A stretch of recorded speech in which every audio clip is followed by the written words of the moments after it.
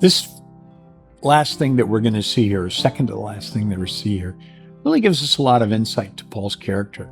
We learned in reading this chapter that Paul was allowed to be in his own place, and he had a guard with him all the time, but he was basically a free man. And so what does he do?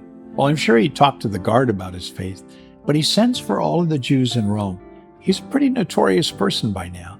And he brings them in and he begins to tell them the story about his own story and his own faith. I know that, we've heard him share his story a bunch of times already, and I know we're kind of glad that it doesn't fill up this chapter too. But the interesting thing about it is it tells us here that many of them, or at least some of them, believed him, but others didn't. The insight is this: Paul was all about the gospel. He was all about the good news. And although his own people were not really listening to him as much anymore, he still reached out to them. He still cared about his own people. Who are your people? Politically, ethnically, economically, socially? Do they know the gospel? Is there a way that you can reach out to them? Let's be instruments of God to reach our own people.